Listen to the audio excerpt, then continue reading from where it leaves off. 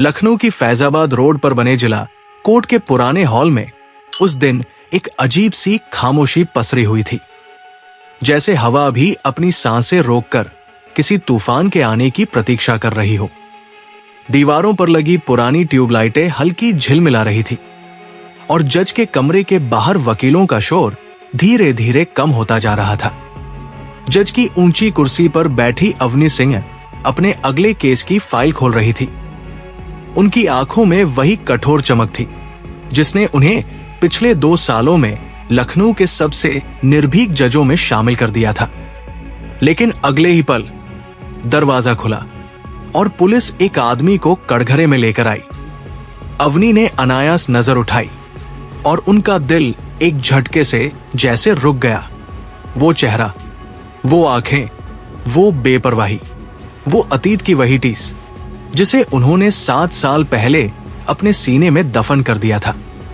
कटघरे में खड़ा आदमी था विवान मलिक, उनका तलाकशुदा पति, वो आदमी जिसने एक समय उन्हें प्यार का भरोसा दिया था, फिर उसी भरोसे को चाकू की तरह उनकी पीठ में उतार दिया था। अवनी की उंगलियां फाइल पर थम गई, चेहरा कठोर हो गया, लेकिन आंखों में भावनाओं का तूफान मचल उठा। उन्होंने गहरी सांस ली और खुद को संभालते हुए बोली, next case, senior citizen property fraud, accused Vivaan Malik. Vivaan ने सिर उठाकर अवनी की ओर देखा। उनकी आंखों में पहचान की चमक तो थी, पर साथ में एक डर भी। वो डर जो किसी ऐसे इंसान को होता है जो जानता है कि उसके सामने अब कोई कमजोर लड़की नहीं बल्कि एक जज बैठी है। कमरे में सन्नाटा फैल गया। अवनी ने अपनी आवाज संजीदगी से भरते हुए कहा, प्रोसीड। बुजुर्ग दंपति अपनी बेटियों के साथ कोर्ट में खड़े थे। उनकी आवाज कांप रही थी, जज साहिबा, विवान मलिक ने धोखे से हमारी जमीन पर कब्जा कर लिया है। कागजात भी फर्जी हैं। पुलिस सुनती नहीं क्योंकि इसके पीछे एक बड़ा नेता है। अवनी तुरंत समझ गई, ये सिर्फ एक साधारण कब्जा केस नहीं, ये सत्ता, पैसे और धोखाधड़ी का जाल था। और इस जाल का केंद्र वही आदमी था जिसने एक समय उनकी दुनिया तहस नहस कर दी थी। वकील दलील देते रहे, सबूत पेश होते रहे, लेकिन सबसे ज्यादा भार अवनी के दिल पर पड़ रहा था। उन्हें हर पल वो रात याद आ रही थी जब विवान ने उनके विश्वास को, उनके प्यार को और उनके गर्भ में पल रहे बच्चे को नमी की तरह कुचल दिया था। लेकिन आज उनके सामने इंसाफ था, और इंसाफ की कुर्सी किसी भी दर्द से ऊपर होती है। उन्होंने अपने दिल को शांत करते हुए कड़े स्वर में कहा, कोर्ट यह साबित मानती है कि प्रॉपर्टी मूल रूप से वादी पक्ष की है। फर्जी दस्तावेजों का इस्तेमाल किया गया है। 3 दिनों के भीतर जमीन वापस की जाए, निर्माण हटाया जाए और वादी पक्ष को 1 लाख का मुआवजा दिया जाए। बुजुर्ग दंपति की आंखें भर आई। भगवान आपको खुश रखे जज साहिबा, आज हमें सच्चा इंसाफ मिला। लेकिन विवान का चेहरा सुन्न हो चुका था। उसकी आंखों में हार ही नहीं बल्कि एक अजीब सी लाचारी थी। उसे समझ आ रहा था कि जिस लड़की को उसने कभी घर से धक्के देकर निकाला था, आज वही लड़की उसे कानून के कटघरे में ला खड़ा कर रही है। किंतु कहानी यहां खत्म नहीं होती। असल तूफान तो अभी आने वाला था। उसी शाम अवनी जब घर लौटी, उनकी डोरबेल बजी, दरवाजा खोला और सामने वही आदमी खड़ा था, विवान मलिक। वो पैर पकड़ने को हुआ। अवनी, तुम मुझे जानती हो, पैसा चाहिए तो ले लो, बस फैसला मेरे पक्ष में कर दो। अवनी मुस्कुराई, एक ठंडी, सख्त, तेज मुस्कान। विवान, तुम्हें लगता है मैं बिक जाऊंगी? जिस दिन मैंने खुद को छोड़ा नहीं, उस दिन तुम्हें कैसे छोड़ सकती हूं? विवान ने पुराने प्यार की बात छेड़ी, उन दिनों की याद दिलाई जब वो दोनों खुश थे। लेकिन अवनी एक शब्द नहीं पिघली। जो बीत गया वो खत्म हो चुका है। तुम अब सिर्फ एक केस हो और मैं सिर्फ एक जज। ये कहकर उन्होंने दरवाजा बंद कर दिया। लेकिन विवान का तूफान अभी थमा नहीं था। अवनी को नहीं पता था कि विवान अब उनकी जिंदगी में दोबारा एक ऐसा मोड़ लेकर आने वाला है जो इस कहानी को और ज्यादा खतरनाक, भावनात्मक और दिल दहला देने वाला बना देगा। विवान के जाने के बाद अवनी अपनी कुर्सी पर बैठी लंबे समय तक छत को देखती रही। उनके चेहरे पर वही शांत दृढ़ता थी, लेकिन दिल के भीतर पुराने घाव फिर से किसी ताजा चोट की तरह उभर आए थे। अक्सर लोग उन्हें कहते, मैडम आप इतनी मजबूत कैसे बन गई? पर सच्चाई यह थी कि ताकत उन्हें यूं ही नहीं मिली थी। उसे पाने के लिए उन्होंने अपनी पूरी जिंदगी की नींव खोई थी। 7 साल पहले जब अवनी सिर्फ सपने देखती थी, न्याय नहीं देती थी। लखनऊ के गोमती नगर का एक साधारण मध्यम वर्गीय घर के बाहर तुलसी का पौधा और अंदर मेहनतकश पिता शिवकांत सिन्हा, एक रिटायर होने वाले सरकारी टीचर जिनकी छोटी सी कमाई और बड़े सपने थे। उनकी बड़ी बेटी अवनी LLB की पढ़ाई कर रही थी। उसका सपना था, मैं जज बनूंगी और पापा को गर्व महसूस कराऊंगी। शिवकांत अक्सर मुस्कुराते, जिस दिन तू जज बनेगी ना, उस दिन मैं भी 2 इंच और ऊंचा चलूंगा। लेकिन पिता की उम्र और रिटायरमेंट नजदीक आने के कारण उनकी एक चिंता और थी, अवनी की शादी। इसी दौरान कमला बुआ ने एक रिश्ता सुझाया। विवान मलिक, हजरतगंज का नामी बिल्डर, पैसा, रुतबा और चमक दमक से भरा हुआ। कमला बुआ ने कहा, अवनी को इससे बेहतर लड़का नहीं मिलेगा। ऊंची लाइफस्टाइल, बड़ा कारोबार और देखने में भी अच्छा। शिवकांत ने तस्वीर देखी और उम्मीद के साथ रिश्ता पक्का कर दिया। अवनी ने सिर्फ एक शर्त रखी, मेरी पढ़ाई कोई नहीं रोकेगा।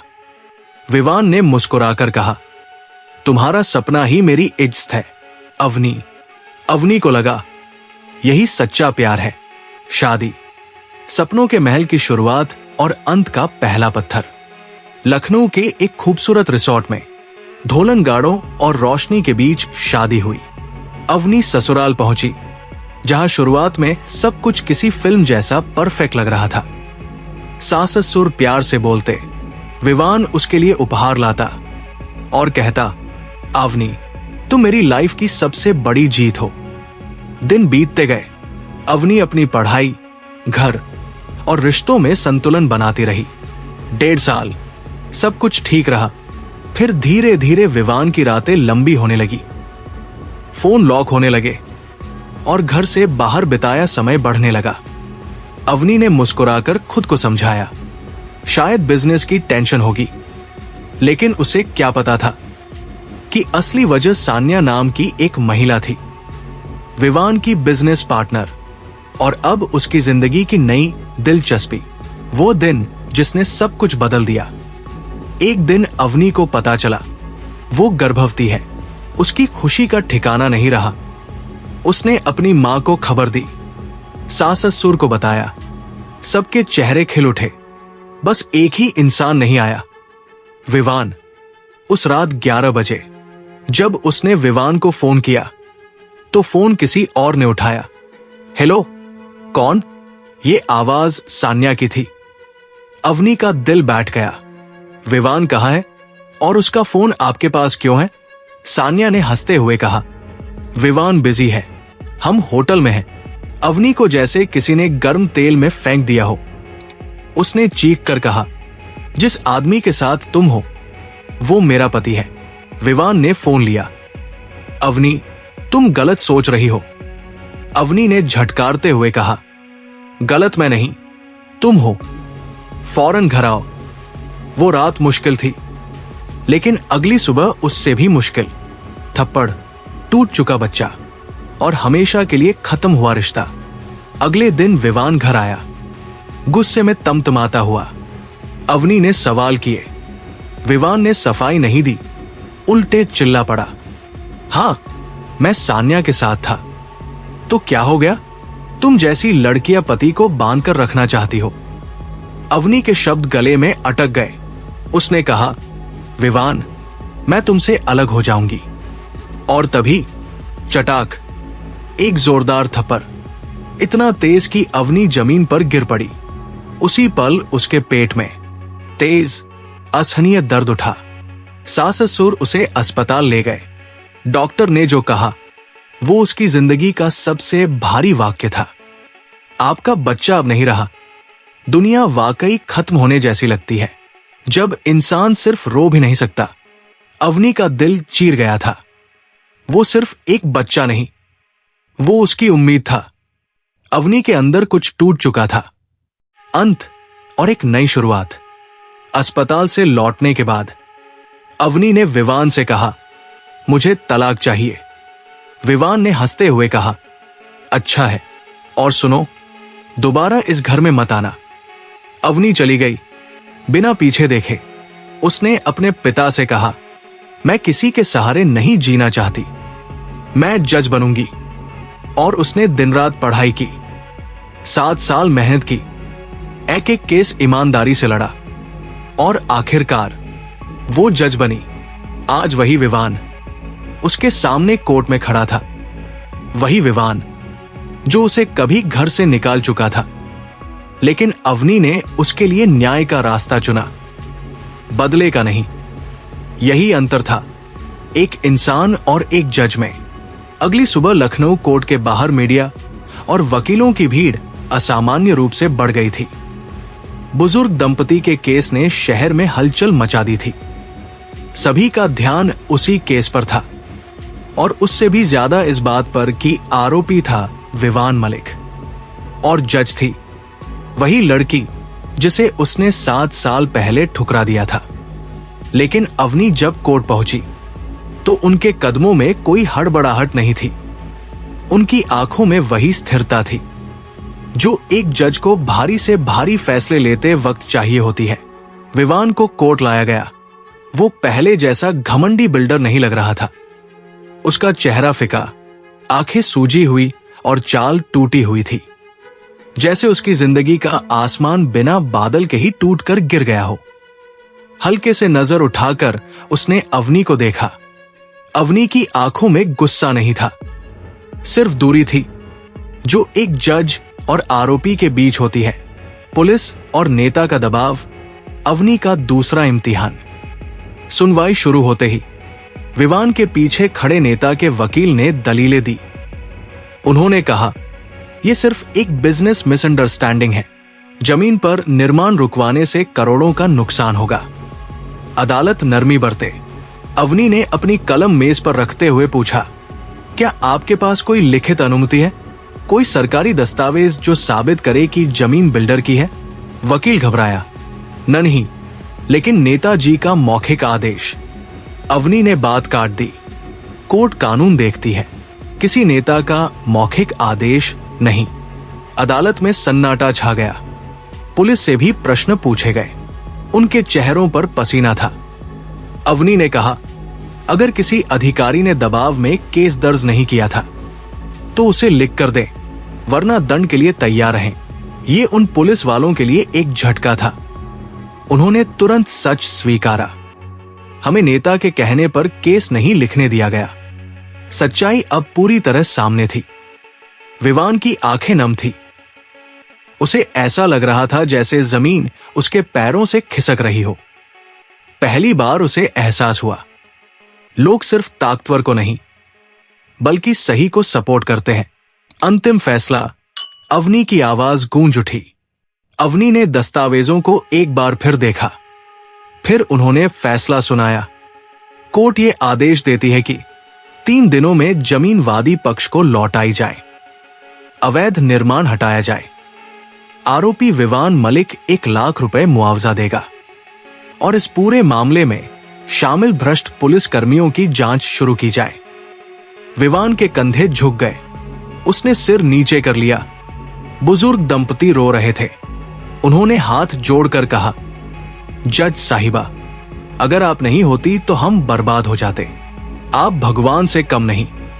अवनी ने हल्के से मुस्कुराया, मैं भगवान नहीं, बस अपना कर्तव्य निभा रही हूं। लेकिन विवान, उसके चेहरे पर टूटे हुए इंसान की तस्वीर साफ थी। विवान की आखिरी कोशिश और अवनी का अंतिम जवाब। फैसले के बाद विवान ने अपनी जिंदगी की डोर बचाने की आखिरी कोशिश की। वो अवनी के पिता शिवकांत सिंह के घर जा पहुंचा। उन्होंने दरवाजा खोला और सामने विवान को देखकर भयंकर नाराज हो गए। विवान लगभग रो पड़ा। अंकल, प्लीज अवनी को कहिए कि मुझे एक और मौका दे। मैं उसे अपनाने को भी तैयार हूं। बस फैसला बदल दे। शिवकांत की आंखों में आग थी।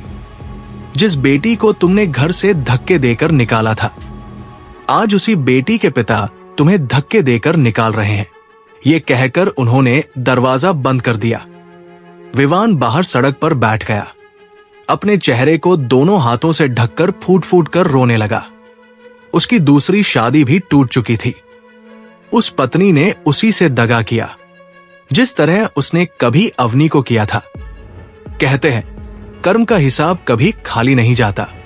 उस दिन विवान को यह बात पहली बार समझ आई। अवनी की नई जिंदगी, सम्मान, प्यार और पुनर्जन्म। कुछ महीनों बाद अवनी के पिता ने एक दिन उससे कहा, बेटी, अब जिंदगी में थोड़ा रंग भी आना चाहिए। तुम जज भी बन गई, कर्तव्य भी निभाया। अब कोई ऐसा भी होना चाहिए जो तुम्हारा हाथ थाम सके। पहले तो अवनी ने इनकार किया, लेकिन जब उन्हें एक समझदार, शांत स्वभाव वाला युवा लेक्चरर अद्वैत शर्मा मिला, तो अवनी ने उससे बात करने के लिए हाँ कर दी। अद्वैत ने पहली ही मुलाकात में कहा, मैं तुम्हें किसी पुराने दर्द से जोड़ने नहीं आया। मैं तुम्हारे साथ एक नया कल बनाना चाहता हूं। इन शब्दों में न कोई चाहत थी, न कोई मतलब, बस सम्मान था। और यही चीज अवनी ने हमेशा चाही थी। कुछ मुलाकातों के बाद अवनी ने हां कह दी। शादी बहुत सादगी से हुई। कोई ढोल, कोई शाही इंतजाम नहीं, सिर्फ प्यार और समझ। अद्वैत ने हंसते हुए कहा, मेरे लिए तुम सिर्फ मेरी पत्नी नहीं, तुम मेरी प्रेरणा हो। अवनी मुस्कुरा उठी। सालों बाद उस मुस्कान में दर्द की जगह सुकून था। अंत, एक ऐसी कहानी जो हर महिला को ताकत देती है। अवनी अब भी लखनऊ कोर्ट में जज है। हर केस में न्याय करती है। हर महिला को प्रेरणा देती है कि अगर दुनिया आपको गिराए तो खुद को उठाने की ताकत आपके अंदर ही है। विवान आज भी अकेला है। कभी कभी दूर से अवनी को कोर्ट में देखता है और सोचता है, काश मैंने उसे कभी खोया न होता। लेकिन अवनी अपनी दुनिया में आगे बढ़ चुकी है। अब उनकी जिंदगी में सिर्फ एक ही चीज है, सम्मान, आत्मविश्वास और प्यार। ये कहानी हमें सिखाती है कि धोखे से टूटा इंसान अगर हिम्मत रखे तो दुनिया की किसी भी ऊंचाई को छू सकता है। अगर आपको ये कहानी पसंद आई हो तो इसे लाइक और शेयर करें। और भी कहानियों के लिए हमारे चैनल स्टोरी बाय केके को सब्सक्राइब जरूर करिए। मिलते हैं अगले कहानी के साथ। तब तक जय हिंद, जय भारत।